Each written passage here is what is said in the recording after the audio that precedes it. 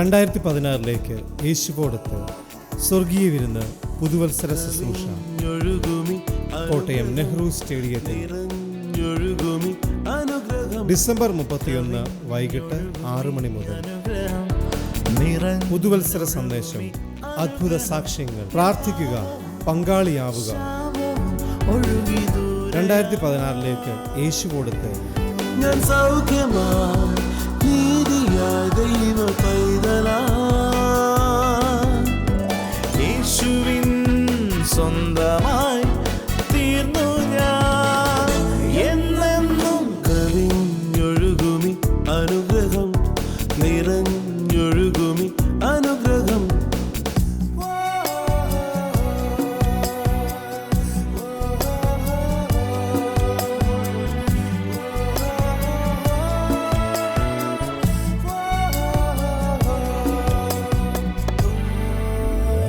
പാടുമെൻ്റെ നാഥനായി നവകീർത്തനം ഇനി എന്നുമേ, നിറയുന്നെൻ ഹൃദയമാകെ നന്ദിയാ. യേശുനാഥൻ ശാപമാകെ ഏറ്റതാ, മുള്ളുകൊണ്ടുള്ളോർ മുടിയായി ഏറ്റതാ. കവിഞ്ഞൊഴുകുന്ന അനുഗ്രഹത്തിലേക്ക് വീണ്ടും സ്വാഗതം. കർത്താവായ യേശു ക്രിസ്തുവിൻ്റെ നിസ്തുല്യ നാമത്തിൽ എല്ലാ പ്രിയപ്പെട്ടവർക്കും സ്നേഹവന്ദനം അറിയിക്കുന്നു.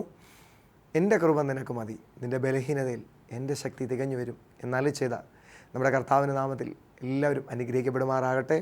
കോഴിക്കോട്ട് നടന്ന TVS മീറ്റിങ്ങിൻ്റെ അനുഗ്രഹിക്കപ്പെട്ട ഒരു വചന ശുശ്രൂഷയിലേക്ക് നമ്മൾ പ്രാരംഭമായിട്ട് കടക്കാൻ പോവുകയാണ്. ഈ വചനം നിങ്ങൾക്കെല്ലാവർക്കും അനുഗ്രഹമായിരിക്കുമെന്നുള്ളതിന് എനിക്ക് ഉറപ്പുണ്ട്.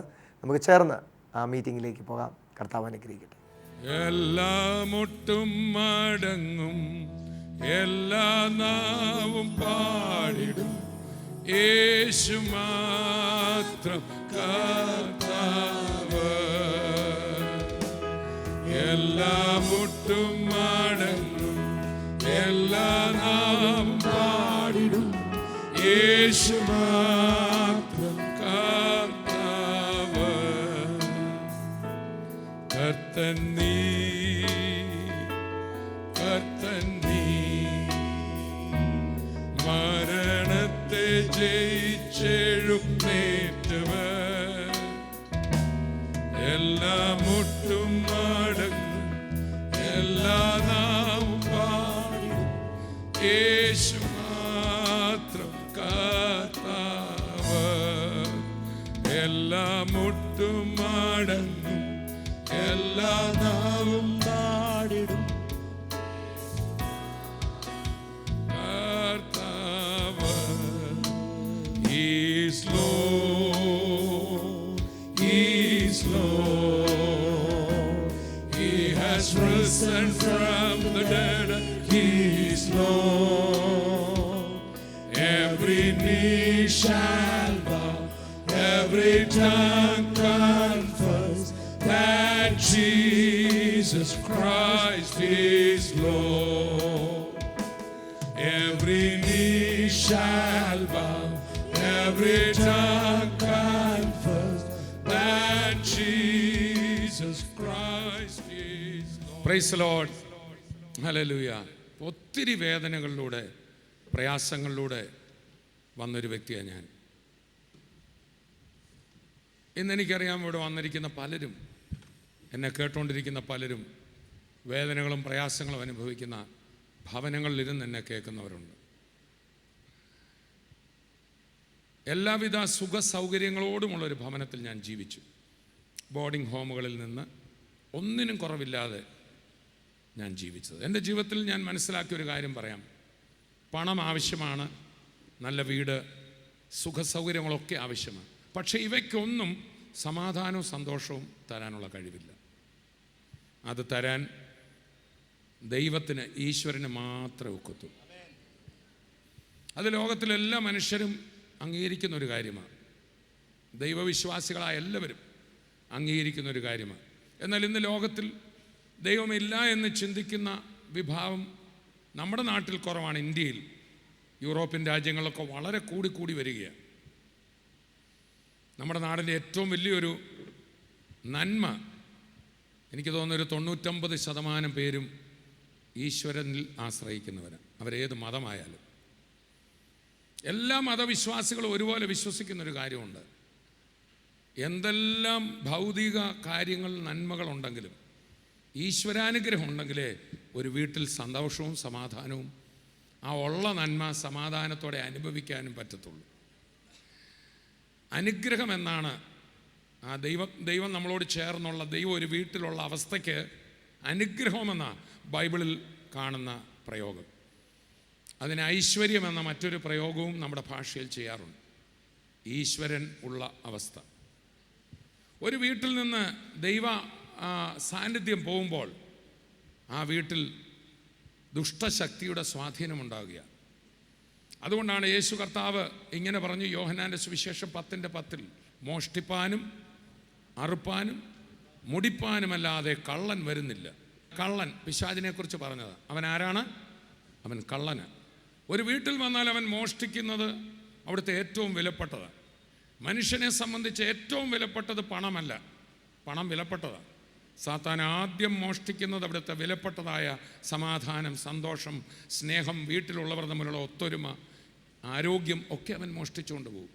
പ്രിയപ്പെട്ടവരെ, യേശു പറഞ്ഞ മറ്റൊരു വചനം, അതെ മുമ്പേ പറഞ്ഞ വചനത്തെ തുടർന്ന് ഇങ്ങനെയാണ്, മോഷ്ടിപ്പാനും അറുപ്പാനും മുടിപ്പാനും കള്ളൻ വരുന്നു, എന്നാൽ ഞാൻ വന്നിരിക്കുന്നതോ, അതാണ് എൻ്റെ സദ്വർത്തമാനം ഇന്ന് പകൽ, അവൻ വന്നിരിക്കുന്നു, അവൻ വന്നിരിക്കുന്നു. മാനവ ജനതയോടുള്ള സദ്വർത്തമാനം ഇതാണ്, ഞാൻ വന്നിരിക്കുന്നു. തോമസ് ഊട്ടി ബ്രദറല്ല, യേശു വന്നിരിക്കുന്നു. അത് പറയാനായി ഇന്ന് എന്നെ ഇവിടെ അയച്ചത്. ഞാൻ വന്നിരിക്കുന്നു. യേശു പറയാണ്, ഞാൻ വന്നിരിക്കുന്നു, ഞാൻ വന്നിരിക്കുന്നു, ഞാൻ വന്നിരിക്കുന്നു. യേശു പറയാണ്, ഞാൻ വന്നിരിക്കുന്നു. And I have come. ഞാൻ വരുമെന്നല്ല, ഞാൻ വന്നേക്കാമെന്നല്ല, ഞാൻ വരുന്ന കാര്യം ആലോചിക്കാമെന്നല്ല, നിങ്ങളുടെ കാര്യം പരിഗണിക്കാമെന്നല്ല, അടുത്ത വരവിന് നോക്കാമെന്നല്ല. I have come. ഞാൻ വന്നിരിക്കുന്നു. ഞാൻ വന്നിരിക്കുന്നതോ നിങ്ങൾക്ക് ജീവൻ തരുവാനും സമൃദ്ധിയായി തരുവാനും അത്രേ. പിശാച് വന്നത് എടുത്തുകൊണ്ട് പോകാനാണെങ്കിൽ ഞാൻ വന്നത് എല്ലാം നിറയ്ക്കുവാന്. അതാണ് യേശു പറഞ്ഞത്. ദൈവത്തിൻ്റെ മക്കളെ, ഞാൻ നിങ്ങളോട് പറയും, ലോകം മുഴുവൻ നിങ്ങളുടെ ഒരു പ്രതിസന്ധിയിൽ നിങ്ങളെയും എന്നെയും പഴിചാരത്തേ ഉള്ളൂ. നീ നേരത്തെ ആലോചിക്കാഞ്ഞിട്ട, നിൻ്റെ കണക്കൂട്ടൽ തെറ്റിയിട്ട, നിൻ്റെ കയ്യിലിരിപ്പ് കൊണ്ടാ എന്ന് പറയുമ്പോൾ, നിൻ്റെ കയ്യിലിരിപ്പാണ് നിൻ്റെ തെറ്റാണെന്ന് പറയാതെ ആ പ്രതിസന്ധിയിലേക്ക്, പ്രശ്നത്തിലേക്ക് ഇറങ്ങി വന്ന് അവിടെ നിറയ്ക്കുന്ന ഒരു നല്ല കർത്താവ് നമുക്ക് വേണ്ടിയുണ്ട്. അവനാണ് പറഞ്ഞത്, ഞാൻ വന്നിരിക്കുന്നു, ഞാൻ വന്നിരിക്കുന്നു. I have come. ആ വാക്യം നമുക്കൊന്ന് വായിക്കാം. യോഹന്നാൻ്റെ സുവിശേഷം 10-ാം അധ്യായം 10-ാമത് വചനം വായിക്കപ്പെടുന്നത് ശ്രദ്ധിക്കുക. യോഹന്നാൻ 10:10. മോഷ്ടിപ്പാനും അറുപ്പാനും മുടിപ്പാനും അല്ലാതെ കള്ളൻ വരുന്നില്ല, അവർക്ക് ജീവൻ ഉണ്ടാകുവാനും സമൃദ്ധിയായിട്ടുണ്ടാകുവാനും അത്രേ ഞാൻ വന്നിരിക്കുന്നത്. ഇതാണ് ഗുഡ് ന്യൂസ്. യേശു വന്നിരിക്കുന്നു എന്നുള്ളതാണ് സദ്വർത്തമാനം. അപ്പം ആ കാനാവിലെ വീട്ടുകാർ യേശുവിനെ ക്ഷണിച്ചിരുന്നു. യേശുവിനെ ക്ഷണിച്ച വീട്ടിലും പ്രതിസന്ധികളുണ്ടായി. പക്ഷെ നമ്മൾ വായിക്കുന്നു, ആ ശൂന്യതയുള്ള സ്ഥലത്തേക്ക്, എല്ലാം തീർന്ന സ്ഥലത്തേക്ക്, വീഞ്ഞുപാത്രങ്ങൾ കാലിയായ സ്ഥലത്തേക്ക് അവർ യേശുവിനെ വിളിച്ചു. പക്ഷേ യേശു എന്ത് ചെയ്യുമെന്നറിയാമോ? അവിടെ ശുദ്ധീകരണ നിയമത്തിന് മനുഷ്യൻ്റെ വീട്ടിൽ വരുന്നവരുടെ കാലൊക്കെ കഴുകാൻ വേണ്ടി വലിയ വലിയ കലങ്ങളിൽ വെള്ളം വെക്കുക പതിവാണ്. കർത്താവ് ആ കലങ്ങളെ നോക്കിയിട്ട് അവിടുത്തെ ശുശ്രൂഷക്കാരോട് പറഞ്ഞു, ഇവ വക്കോളവും കോരി നിറപ്പി. ഇവിടെ കർത്താവ് സർവശക്തനായ ദൈവമാണെന്ന് തെളിയിച്ചുകൊണ്ട്, അവൻ കേവലം ഒരു മനുഷ്യനല്ല, സർവശക്തനായ ദൈവമാണെന്ന് തെളിയിച്ചുകൊണ്ട് കർത്താവിൻ്റെ ഒറ്റ നോട്ടത്തിൽ വെള്ളത്തെ വീഞ്ഞാക്കി മാറ്റി. അത് വീട്ടുകാർക്ക് ഏൽപ്പിച്ചു കൊടുത്തു, അവിടെ വിരുന്ന് നടത്തുന്നവർക്ക് ഏൽപ്പിച്ചു കൊടുത്തു. നമ്മളിങ്ങനെ വായിക്കുന്നു, ആ വീഞ്ഞ് രുചി നോക്കിയ വിരുന്നുവാഴി അത്ഭുതപ്പെട്ടു. ഇതുപോലെ മെച്ചമായതൊന്ന് തൻ്റെ ജീവിതത്തിൽ വിളമ്പിയിട്ടില്ല. അത് ആസ്വദിച്ച വിരുന്നുകാർ പറഞ്ഞു, ഇത്രയും നല്ലൊരു കല്യാണം ഞങ്ങൾ കൂടിയിട്ടില്ല, ഇത്രയും നല്ലൊരു വിരുന്ന് ഞങ്ങൾ ആസ്വദിച്ചിട്ടില്ല. ഇന്ന് നിന്റെ കാര്യം പ്രതിസന്ധിയിലാകുമോ, എല്ലാം തീർന്നു, നാട്ടുകാരനെ പഴിക്കുമോ എന്ന് പേടിച്ചിവിടെ വന്ന വ്യക്തിയോട് കർത്താവ് പറയുന്നു, അതേ നാട്ടുകാർ, ഇത്രയും അത്ഭുതം ഞാൻ കണ്ടിട്ടില്ല, ഇത്രയും കാര്യം നന്നായി നടക്കുന്നത് കണ്ടിട്ടില്ല. ഏത് ബാങ്കുകാർ നിന്നെ ജപ്തി ചെയ്യുമെന്ന് നീ വിചാരിച്ചോ? ഓ, സമയത്ത് തന്നെ അടയ്ക്കാൻ നിങ്ങൾക്കിടയായല്ലോ എന്ന് പറയുന്ന ദൈവത്തിൻ്റെ അത്ഭുതം ചെയ്യാൻ കഴിയുന്ന ഒരു നല്ല യേശുവിനെ പ്രസംഗിക്കാനാ ഇന്ന് പകൽ ഞാനിവിടെ വന്നിരിക്കുന്നത്. I have come. യേശു പറഞ്ഞു, ഞാൻ വന്നിരിക്കുന്നു. 1984 സെപ്റ്റംബർ 19 എൻ്റെ ജീവിതത്തിലേക്ക് യേശു കടന്നു വന്നു. Praise the Lord. 31ാമത്തെ വർഷം യേശുവിനെ കണ്ടുമുട്ടിയിട്ട് എൻ്റെ ജീവിതത്തിലാണ്. ഇന്ന് ഞാൻ നിങ്ങളോട് പറയുന്ന പോലെ വേറൊരു ദൈവദാസൻ എന്നോട് പറഞ്ഞു, യേശു വന്നിട്ടുണ്ട്. നീ എത്ര തകർന്ന വ്യക്തി ആയിക്കൊള്ളട്ടെ, നീ സ്വന്തം ജീവിതം നശിപ്പിച്ച വ്യക്തി ആയിക്കൊള്ളട്ടെ, യേശുവിൻ്റെ അടുക്കൽ വന്നാൽ യേശു നിന്നെ വിടുവിക്കും. എൻ്റെ ജീവിതത്തിൽ കേട്ട ആ ആശ്വാസവാക്ക് 84 സെപ്റ്റംബർ മാസം 19 രാത്രി ഞാൻ എൻ്റെ കിടക്കൊക്കെ അതിൽ മുട്ടുകുത്തി പ്രാർത്ഥിച്ചു. യേശു ഇന്നും ഉണ്ടെങ്കിൽ, ഈ ബൈബിളിൽ വായിക്കുന്ന സംഭവങ്ങളൊക്കെ കഥയല്ല, വാസ്തവത്തിൽ സംഭവിച്ചതാണെങ്കിൽ, മരണത്തെ ജയിച്ച് ഉയർത്തെഴുന്നേറ്റ് യേശു ലോകാവസാനത്തോളം കൂടെ ഉണ്ടെന്നൊക്കെ ഞാൻ കേട്ടിട്ടുണ്ട്. ഉണ്ടെങ്കിൽ ഇന്ന് എൻ്റെ മുറിയിൽ ഉണ്ടോ? യേശുവേ, ഉണ്ടെങ്കിൽ അങ്ങേക്ക് മാത്രമേ എന്നെ വിടുവിക്കാൻ കഴിയൂ എന്ന് പറഞ്ഞ നിമിഷം കർത്താവിൻ്റെ കരസ്പർശം എൻ്റെ ജീവിതത്തിലുണ്ടായി. സകല ബുദ്ധിയെയും കവിയുന്ന ദൈവസമാധാനം രാത്രി കർത്താവ് എനിക്ക് തന്നു. ഒരു വലിയ സമാധാനമുണ്ടായി. എൻ്റെ വീട് നശിക്കുമെന്ന് മാത്രമായിരുന്നു എൻ്റെ മനസ്സിലെ ചിന്ത. എന്നാൽ നശിക്കത്തില്ല. വേറൊരാൾ ഈ തോണിയുടെ അമരത്ത് കയറി ഇരിപ്പുണ്ട്, വേറൊരാൾ ഈ സ്റ്റിയറിങ്ങിൽ കൈ പിടിച്ചിട്ടുണ്ട് എന്നൊരു ഉറപ്പ് കിട്ടി. ഞാൻ വീണ്ടും പറയാം, ക്രിസ്തുവിന് വേണ്ടി ഹൃദയം വിട്ടുകൊടുത്ത ആ വിശ്വാസത്തിൽ ആയ ആ രാത്രിയിൽ എൻ്റെ പ്രശ്നങ്ങളെല്ലാം പരിഹരിക്കപ്പെട്ടില്ല. രോഗങ്ങൾ ഭവനത്തിൽ തന്നെ ഉണ്ടായിരുന്നു, പ്രതിസന്ധികൾ അവിടെ തുടരുന്നുണ്ടായിരുന്നു. പക്ഷെ ഒരുറപ്പ് എനിക്ക് കിട്ടി, ഇനി ഈ വള്ളം മുങ്ങത്തില്ല. യേശു തമ്പുരാൻ അമരത്ത് കരം വെച്ചിട്ടുണ്ട്, അവൻ സ്റ്റിയറിങ്ങിൽ കരം വെച്ചിട്ടുണ്ട്. ചേർന്ന് നമുക്ക് കർത്താവിനെ സ്തുതിക്കാം. കരമടിച്ച് നമുക്ക് കർത്താവിനെ സ്തുതിക്കാം. സ്തോത്രം. ഇന്നും കൊടുങ്കാറ്റുകളും തിരമാലകളൊക്കെ ഭൗതിക ജീവിതത്തിലും ആത്മീയ ജീവിതത്തിലെ ശുശ്രൂഷയിലും എൻ്റെ ജീവിതത്തിൽ ഞാൻ വന്നിട്ടുണ്ട്, വരാറുണ്ട്. പക്ഷേ പാട്ടുകാരൻ പാടിയ പോലെ അതൊന്നും എന്നെ ഭയപ്പെടുത്തുന്നില്ല. പേടിയൊക്കെ വരുമെങ്കിലും യേശു ഈ തോണിയിലുള്ളതുകൊണ്ട് ഒരു പേടിയും ഇല്ല. കാറ്റിനെയും കടലിനെയും നിയന്ത്രിപ്പാൻ കഴിവുള്ളോൻ പടകിലുണ്ട്. ആമേൻ. കാറ്റിനെയും കടലിനെയും നിയന്ത്രിപ്പാൻ കഴിവുള്ളോൻ പടകിലുണ്ട്. ഹല്ലേലൂയ. അതാണ് നമ്മുടെ ധൈര്യം. ഞാനിത് പറഞ്ഞുകൊണ്ടിരിക്കുമ്പോൾ പല കണ്ണുകളും നിറയുന്ന എനിക്ക് കാണാം. വേദനയോടെ വന്നവരെ എനിക്ക് കാണാം. എനിക്ക് നിങ്ങളോട് പറയാനുള്ളത്, തോമസ് കുട്ടി ബ്രദറിന് നിങ്ങളെ വിടുവിപ്പാൻ കഴിവുണ്ടെന്നല്ല. സ്വർഗീയ വിരുന്നിനോ മറ്റേതെങ്കിലും ക്രൈസ്തവ വിഭാഗത്തിനോ നിങ്ങളെ വിടുവിപ്പാൻ കഴിയില്ല. ഈ ലോകത്തിൽ വന്ന എല്ലാ മഹാന്മാരും അപ്പോസ്തലന്മാരടക്കം മരിച്ചു, അവര് ഈ ലോകത്തു നിന്ന് മാറ്റപ്പെട്ടു. എന്നാൽ ഒരുവൻ മാത്രം മരണത്തെ ജയിച്ച് ഉയർത്തെഴുന്നേറ്റിട്ട് വീണ്ടും ഈ ഭൂമിയിൽ നടന്നുകൊണ്ടിരിക്കുന്നു. അവിടുന്ന് മാത്രം വിളിച്ചു പറഞ്ഞു, ഞാനോ ലോക അവസാനത്തോളം എല്ലാ നാളും നിങ്ങളുടെ കൂടെ ഉണ്ടായിരിക്കും. ഇന്നെനിക്ക് പറയാനുള്ള ഏക സന്ദേശം, ആ കരങ്ങളിൽ പിടിച്ചു, ഒരിക്കലും ലജ്ജിക്കാൻ ഇട വരത്തില്ല. Praise the Lord. ഇന്ന് ഞാനിവിടെ വന്നത് 2000 വർഷം മുമ്പ് യേശു 33.5 വർഷം ഈ ലോകത്ത് ജീവിച്ചായിരുന്നെന്ന് പറയാനല്ല.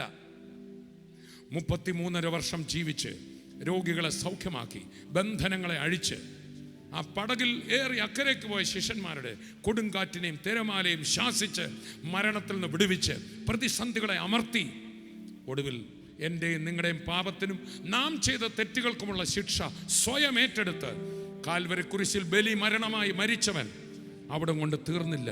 അരിമത്യ ജോസഫിന്റെ കല്ലറയിൽ അടക്കിയവൻ, ശീലകളാൽ ചുറ്റപ്പെട്ട് ഒരു വലിയ കല്ല് ഉരുട്ടിവെച്ച കല്ലറയ്ക്ക് അവനെ ഒതുക്കാൻ കഴിഞ്ഞില്ല.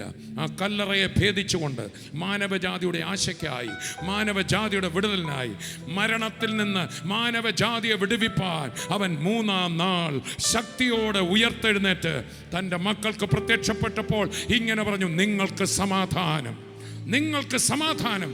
അവൻ്റെ വിലാപ്പുറത്തെ മുറിവുകളും അവൻ്റെ കയ്യിലെ ആണിപ്പഴുതുകളും കാണിച്ചിട്ട് പറഞ്ഞു, നിങ്ങൾക്ക് സമാധാനം. ഞാൻ മരിച്ചവനായിരുന്നു, എന്നാൽ ഇതാ വീണ്ടും ജീവിക്കുന്നു, ഞാൻ വന്നിരിക്കുന്നു. ഇന്ന് പകൽ സന്ദേശം ഇതാണ്: ഞാൻ നിനക്കായി വന്നിരിക്കുന്നു. 2000 വർഷം മുമ്പ് യെരുശലേമിൽ പാലസ്തീൻ നാട്ടിൽ അനേകർക്കായി ചെന്നവൻ ഇന്ന് ഉയർത്തെഴുന്നേറ്റ കർത്താവ് കോഴിക്കോട് നിനക്കായി വന്നിരിക്കുന്നു.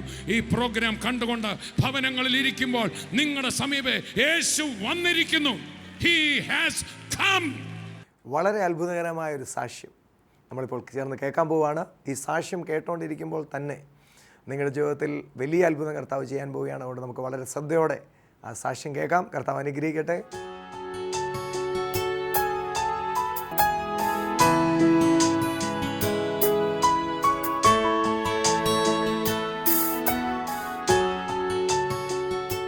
TV പ്രോഗ്രാം കണ്ടുകൊണ്ടിരിക്കുമ്പോൾ തങ്കു ബ്രദറായിരുന്നു.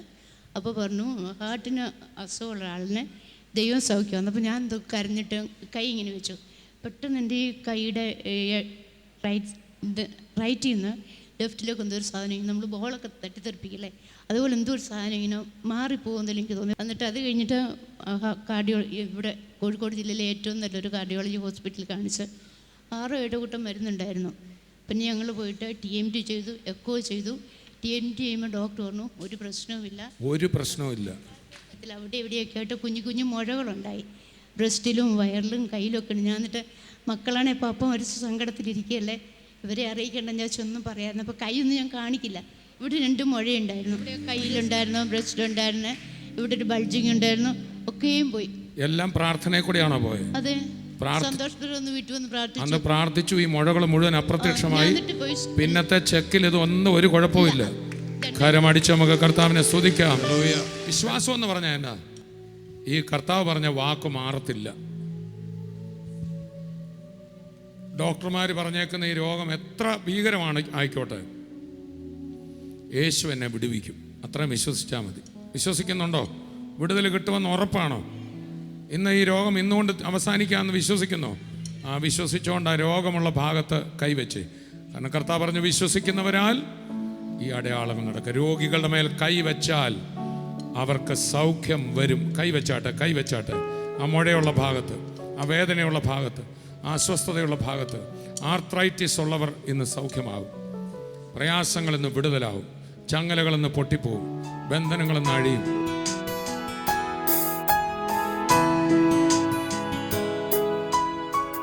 തോമസ് ബ്രദറെ, 3 വർഷമായിട്ട് ഈ സഹോദരി കണ്ണാടി ഉപയോഗിച്ചാണ് വായിച്ചുകൊണ്ടിരുന്നത്. കണ്ണാടി വെക്കാതെ വായിക്കാൻ പറ്റത്തില്ലായിരുന്നു.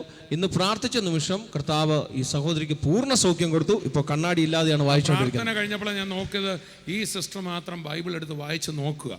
അതാണ് വിശ്വാസം. ആ വിശ്വാസത്താൽ നോക്കി വിടുതലായി. ഇപ്പൊ എങ്ങനെയുണ്ട്? കഴുത്തിനൊരു വേദനയും കൂടെ ഉണ്ടായിരുന്നേ. കഴുത്തിന് ഇങ്ങനെ ഞരമ്പിലൂടെ ഒരു വേദന ഉണ്ടായിരുന്നു. ആ വേദന ഇപ്പൊ വിട്ടുമാറി പ്രാർത്ഥിച്ചപ്പോ. 2 സൗഖ്യങ്ങളാണ്. 3 വർഷമായി എനിക്ക് കണ്ണട വെക്കാതെ വായിക്കാൻ പറ്റില്ല. ബൈബിൾ വായിപ്പിക്കുകയാണെങ്കിലും കണ്ണട വെച്ചാലും മങ്ങിച്ചാണ്, കാണാൻ പറ്റില്ലായിരുന്നു. മങ്ങലായിരുന്നു. ഇപ്പൊ കണ്ണട വെക്കാണ്ട് വായിക്കാൻ പറ്റുന്നുണ്ട്. നോക്കി ക്ലിയറായി. കരമടിച്ച കർത്താവിനെ സ്തുതിക്കാം. എനിക്ക് ഒരു മാസമായി കൈ ഇങ്ങനെ പൊന്തിക്കാൻ വയ്യ. ഞാനൊരു കൈ വെക്കാൻ വയ്യായിരുന്നു. ഇടയ്ക്ക് പൊക്കും, പക്ഷേ ഇവിടെ ഭയങ്കര വേദന. രോഗിയെ ശുശ്രൂഷിക്കുന്ന സമയത്ത് എന്നെ അവിടെ എത്തിപ്പിക്കണമേ, ഒരൊറ്റ വാക്ക്. പെട്ടെന്ന് ഇവിടെ വരുമ്പോൾ ഞാൻ ഈ ഇൻഗേറ്റ് ഇപ്പം കടന്നിട്ടേ ഉള്ളൂ. ഇപ്പം കിടക്കുമ്പോൾ ഇവിടെ രോഗസൗഖ്യത്തിന് ഓരോരോ സംഗതി പറയുമ്പോൾ ഇപ്പം വന്നിട്ടേ ഉള്ളൂ. ജസ്റ്റ് 5 മിനിറ്റ് ആയിട്ടുള്ളൂ. രോഗസൗഖ്യത്തിന് പ്രാർത്ഥിക്കുന്നതിന് മുമ്പ് എന്നെ ഇവിടെ എത്തിക്കണേ എന്ന് പറഞ്ഞാണ് അദ്ദേഹം വന്നത്. ഞങ്ങൾ ആക്ച്വലി രോഗസൗഖ്യത്തിനുള്ള പ്രാർത്ഥനയ്ക്ക് ആദ്യം എല്ലാവരും എഴുന്നേറ്റ്. അന്നേരം സൗഖ്യം കിട്ടിയവരുടെ അന്നേരം ബ്രദർ ഇല്ല. ഞാൻ ജസ്റ്റ് 5 മിനിറ്റ് ആയിട്ടുള്ളൂ ഇവിടെ. ആ 5 മിനിറ്റിൽ വന്നപ്പോൾ ഇവിടെ രോഗസൗഖ്യ പ്രാർത്ഥന നടക്കുക. എന്നിട്ട് ഞാൻ കൈ പൊന്തിച്ചു. കൈ പൊന്തിക്കാൻ പറഞ്ഞു ബ്രദറെ. പിന്നെ സെക്കൻഡ്ലി എനിക്ക് സ്കിന്നിൻ്റെ ഇതുണ്ടായിരുന്നു. കൈ പൊന്തിച്ചപ്പോൾ കുഴപ്പമില്ല, പ്രശ്നമില്ല. ഇപ്പം യാതൊരു പ്രശ്നമില്ല. പക്ഷേ ഞാൻ ബസ്സിലിരിക്കുന്ന സമയത്ത് എനിക്ക് ഭയങ്കര ഇതായിരുന്നു. ഞാൻ പ്രഭു ദൈവത്തോട് പ്രാർത്ഥിക്കായിരുന്നു, എന്നെ രക്ഷിക്കാൻ ഒറ്റ വാക്ക്. ഈ കാലിൽ എന്തോ ആയിരുന്നു? ഒരു ആക്സിഡൻ്റ് ആയിട്ട് ഞാൻ അൽമാസ് കോട്ടക്കൽ അഡ്മിറ്റായ സമയത്ത് ഡോക്ടർ പറഞ്ഞു ഒരിക്കലും കാല് നടക്കാൻ പറ്റില്ല. കട്ട് ചെയ്യണമെന്ന് പറഞ്ഞു. ഒരിക്കലും നടക്കില്ല. ഈ കാല് വെച്ച് ഒരിക്കലും നടക്കത്തില്ല, കാല് മുറിച്ച് കളയണം എന്ന് ഡോക്ടർ പറഞ്ഞു. എവിടുത്തെ ഡോക്ടർ? അവിടെ രാജൻ പ്രസാദ് കോട്ടക്കൽ ഡോക്ടർ. അപ്പോൾ ഞാൻ പറഞ്ഞു, അപ്പോൾ ഞാനും എൻ്റെ വൈഫും വളരെ, ഞാനും ഒരു കട, അങ്ങനെയാണോ തിരുവനന്തപുരത്ത് മീറ്റിങ്ങിന് വരുന്നത്? പുത്തിരി മൈതാനത്തിൽ സാറിൻ്റെ ഒരു ഇതുണ്ട്, ഫംഗ്ഷൻ ഉണ്ടായിരുന്നു. ആ സമയത്ത് 10,000-15,000 പേരിൽ എനിക്കൊരു കറണ്ട് ഷോക്ക് വന്നു. 10,000 പേര് നിൽക്കുന്നതിന്റെ ബാക്കിൽ ഒരു ഷോക്കേറ്റ് വന്നു. ഷോക്കേറ്റ് എന്ന് പറഞ്ഞാൽ ദൈവം തൊട്ടെന്നോ? ദൈവം തൊട്ടു. യോഗത്തിന്റെ മധ്യത്തിൽ നിൽക്കുമ്പോൾ ദൈവസ്പർശത്തിന്റെ ഒരു ഷോക്ക് ഉണ്ടായെന്നാണ്. ഷോക്ക് ഉണ്ടായി. എന്നിട്ട് മീറ്റിംഗ് വന്ന് 2 പേര് എന്നെ എടുത്ത്, ഇവിടുത്തെ ആലയത്തിലുള്ള 2 പേര് എന്നെ ട്രെയിനിൽ നിന്ന് കയറ്റി തിരുവനന്തപുരം മീറ്റിങ്ങിലേക്ക് വന്നു. എടുത്തു കൊണ്ടുവരിക. എടുത്തു വന്നവർ തിരുവനന്തപുരം മീറ്റിങ്ങിൽ 2 പേര് എടുത്തുകൊണ്ടിരുത്തിയ ആളാണ്. ആ മീറ്റിങ്ങിന്റെ മധ്യത്തിൽ ഒരു കരണ്ട് അടിക്കുന്ന അനുഭവം ഉണ്ടായി അല്ലേ? അങ്ങോട്ട് പോയ ആളല്ല തിരിച്ചു വന്നത്. തിരിച്ചു നടന്നാണോ പോയത്? തിരിച്ചു നടന്ന. ഞാൻ പറഞ്ഞു ഒന്ന് വിടണ്ട പറഞ്ഞു. ഇനി ആരും എന്നെ പിടിക്കണ്ട. അതേ ട്രെയിനിൽ തിരിച്ചു വന്ന വീട്ടിൽ വന്നപ്പോൾ എല്ലാവർക്കും വളരെ സന്തോഷം. അന്ന് മുതൽ ഇന്ന് വരെ അങ്ങോട്ട് എടുത്തോണ്ട് പോയി. തിരിച്ച് ഇദ്ദേഹം പറഞ്ഞു, കർത്താവ് തൊട്ടു, എന്നെ ഇനി ആരും പിടിക്കണ്ട. അദ്ദേഹം നടന്ന് വീട്ടിൽ പോയി. തൻ്റെ ജീവിതം രൂപാന്തരപ്പെട്ടു. മദ്യപാനം മാറി. ഇന്ന് വേണ്ട അടുത്ത അത്ഭുതങ്ങൾ കൂടെ കർത്താവ് ചെയ്തു. കാരം അടിച്ച് കർത്താവിനെ സ്തുതിക്കാം. തോമസ് കുട്ടി ബ്രദറെ, കഴിഞ്ഞ 5 വർഷമായിട്ട് ഈ സഹോദരിക്ക് വലത് കാൽ മുട്ടിന് വേദനയും കാല് മടക്കാനും പറ്റത്തില്ലായിരുന്നു. എത്ര വർഷമായിട്ട്? 5 വർഷമായി. 5 വർഷമായി. ചിക്കൻ കുനിയായിരുന്നു? അല്ല, എന്താ ഒരു തക്കാളിപ്പനി പോലത്തെ ഒരു പനി ഉണ്ടായില്ലേ പണ്ട്? തക്കാളിപ്പനി പോലെ ഒരു പനി ഉണ്ടായ പിന്നെ കാല് മടക്കാൻ മേലായിരുന്നു. ഇപ്പൊ പ്രാർത്ഥിച്ചപ്പോൾ എന്താ അനുഭവം ഉണ്ടായത്? ഇപ്പം പ്രാർത്ഥിച്ചപ്പോൾ പെട്ടെന്ന് എനിക്കൊരു സുഖം പോലെ തോന്നി. സുഖം പോലെ തോന്നി. ഇരുന്ന് നോക്കി, മടക്കി നോക്കി, കുഴപ്പമില്ല, വേദനയില്ല. യേശു തൊട്ട് സൗഖ്യമാക്കിയതിനായി കരമടിച്ച് കർത്താവിനെ സ്തുതിക്കാം. സഹോദരയുടെ ഞരമ്പിന് ഇവിടെ കൈയുടെ ഇവിടെ വേദനയായിട്ട് കൈ പൊങ്ങത്തില്ലായിരുന്നു. എത്ര നാളായിട്ട് ഇതുണ്ടായിരുന്നു? 5 വർഷത്തോളായി ചിക്കൻ കുനിയ വന്നതാണ് ഈ കാലിന് മുട്ടിനും. ഇപ്പൊ എനിക്കിവിടെ ഒരു തണുപ്പ് പോലെ തോന്നി. പ്രാർത്ഥിച്ച സമയത്ത് ഒരു തണുപ്പ് പോലെ തോന്നി. കൈ ഇങ്ങനെ വേദന ഇങ്ങനെ ഇറങ്ങുന്നത് പോലെ എനിക്ക് അനുഭവപ്പെട്ട്. വേദന ബസ്സിൽ പിടിച്ചു നിൽക്കാൻ പറ്റില്ല, ഒന്നും ചെയ്യാൻ പറ്റില്ല ഈ കൈകൊണ്ട്. പക്ഷെ ഈ സമയത്ത് എനിക്ക് ഇവിടുത്തെ തണുപ്പ് പോലെ ഇങ്ങനെ ഇറങ്ങി വരുന്നത് പോലെ തോന്നി. പ്രാർത്ഥിച്ചുകൊണ്ടിരുന്നപ്പോൾ ഞാൻ ഈ പ്രാർത്ഥനയ്ക്ക് വന്നതിൻ്റെ മകന് വേണ്ടിയിട്ടാണ്. മദ്യപാനം മാറാൻ വേണ്ടി ഷാജി ബ്രദറിൻ്റെ സാക്ഷ്യം ഞാൻ ടി വിയിലൂടെ ഞാൻ കേട്ടിട്ടുണ്ട്. 2-3 വട്ടം ഞാൻ കേട്ടിട്ടുണ്ട്. അന്നേരം എൻ്റെ ഉള്ളിൽ ദൈവം തന്ന എൻ്റെ മകനെ അതുപോലെ വിടിവിക്കുന്ന അതിൻ്റെ മകന് വേണ്ടിയാണ് ഞാൻ വന്നത്.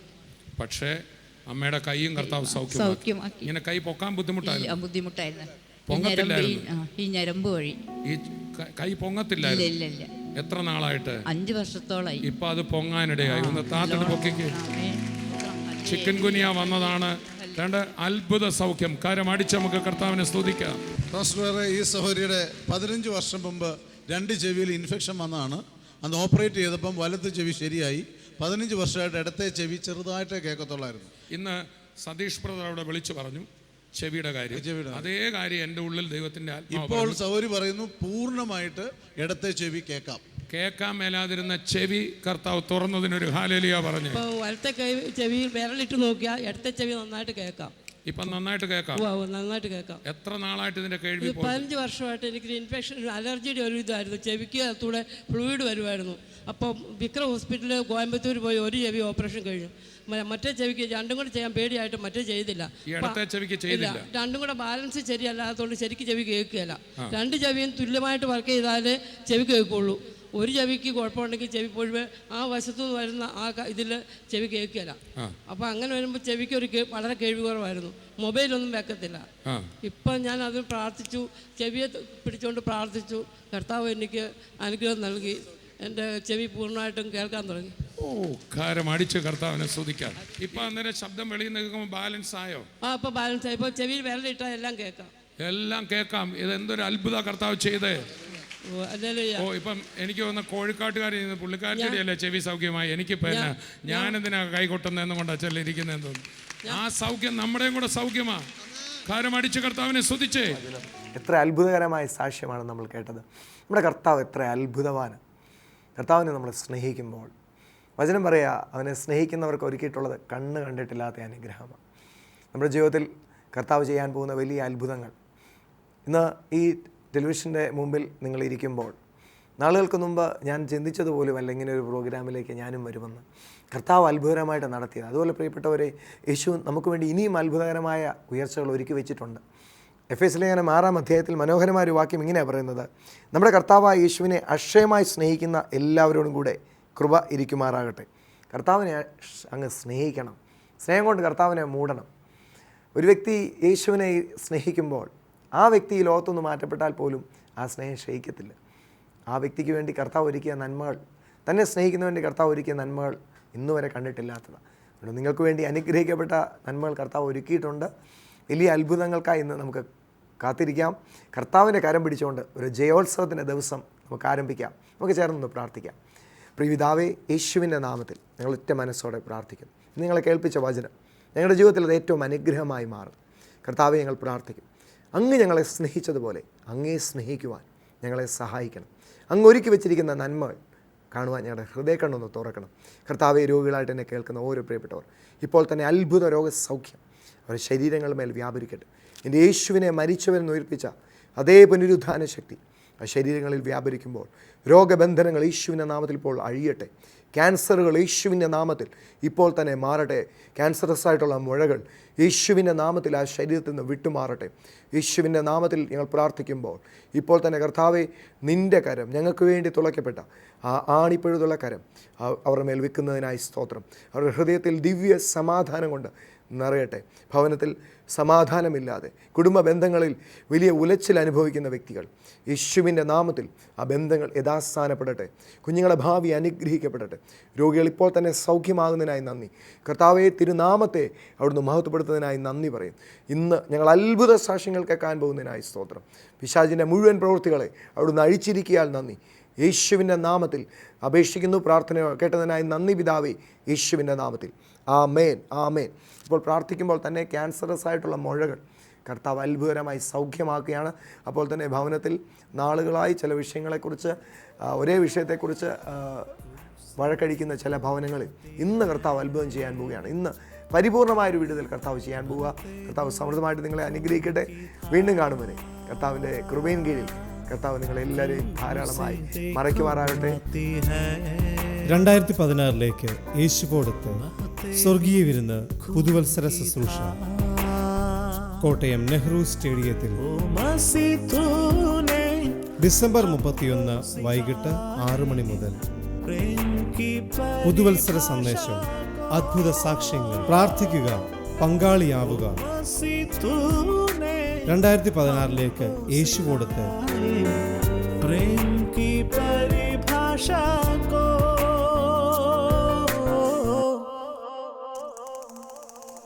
प्रेम का सागर है तू, चांदी का राजकुमार है तू. प्रेम का सागर है तू, चांदी का राजकुमार है तू. चरणों में आकर हाथ उठाकर करते हैं तेरे हम स्तुति. चरणों में आकर हाथ उठाकर करते हैं तेरे हम स्तुति.